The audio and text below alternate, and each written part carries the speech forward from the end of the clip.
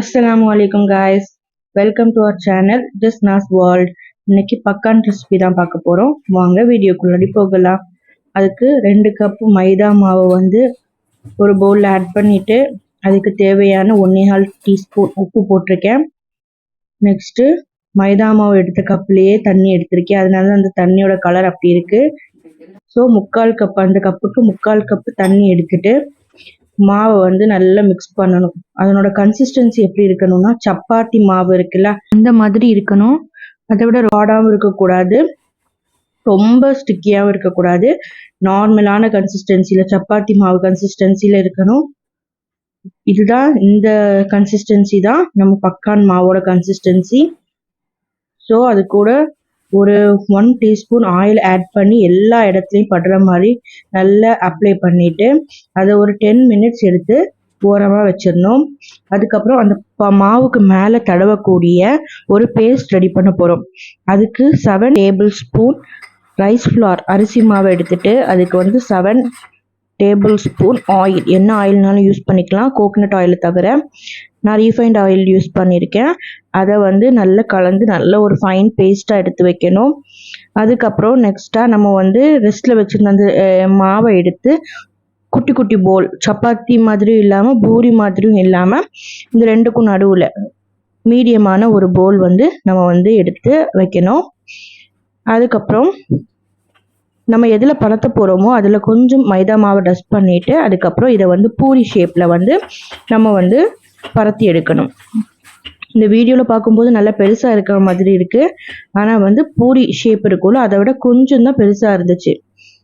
So இப்படி எல்லா மாவையும் அதே மாதிரி பரத்தி எடுத்து வச்சாச்சு.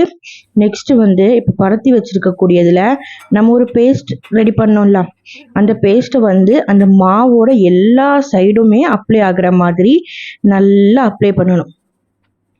நல்லா அப்ளை பண்ணி நல்லா ஜென்டிலாக அப்ளை பண்ணிவிட்டு அதை ஒரு பிளேட்டில் எடுத்து வச்சிடணும். அதே மாதிரியே எல்லா மாவுக்கும் நல்லா அதை அப்ளை பண்ணி அதுக்கு மேலே மேலே வச்சாலும் ஒட்டாது.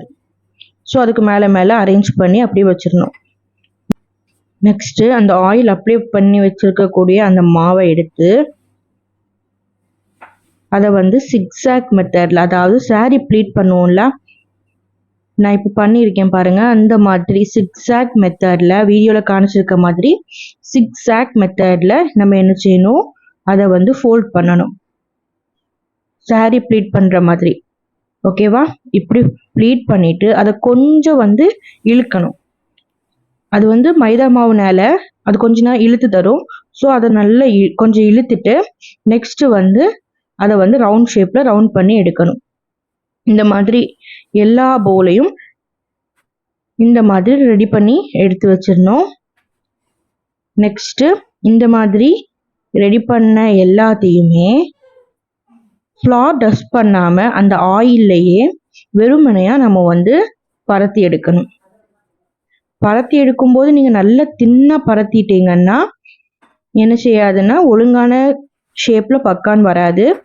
ஸோ ரொம்ப ஜென்டிலாக, ரொம்ப ப்ரெஸ் பண்ணாமல் ரொம்ப ஜென்டிலாக அதை ப்ரெஸ் பண்ணி எடுக்கணும். நம்மளுக்கு பார்த்தாலே தெரியும், அதில் உள்ள லேயர்ஸ் எல்லாம் நம்மளுக்கு தெரியும்.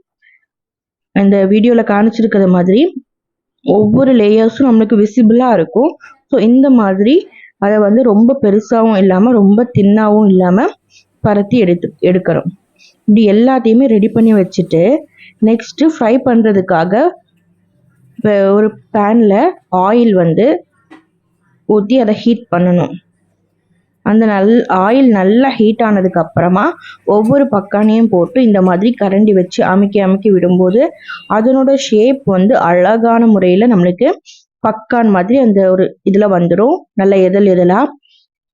ஸோ இந்த மாதிரி கோல்டன் ப்ரௌன் கலரில் நம்ம ஃப்ரை பண்ணி எடுத்தோன்னா நம்மளோட பக்கான் ரெடி. நீங்கள் ஓவராக ஆயிலை ஹீட் பண்ணிட்டாலும் டக்குன்னு கரைஞ்சி போயிடும், உள்ளாடி கிறிஸ்பினஸ் இருக்காது.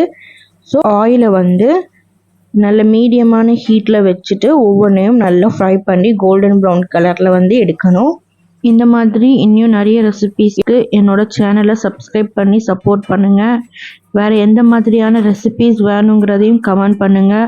உங்களோட ஃப்ரெண்ட்ஸ் அண்ட் ஃபேமிலிக்கு ஷேர் பண்ணி சப்ஸ்கிரைப் பண்ண சொல்லுங்கள். எல்லா பக்கானையும் பொரித்து எடுத்துட்டு நெக்ஸ்ட்டாக அதில் கோட் பண்ணுறதுக்காக சுகர் சிரப் செஞ்சு எடுக்கணும். அதுக்கு மாவு அளந்த கப்லேயே 3/4 கப் சுகரும் 1/4 கப் வாட்டரும் சேர்த்து நல்லா மிக்ஸ் பண்ணி ஸ்டவ்வில் வச்சு நல்லா ஹீட் பண்ணணும்.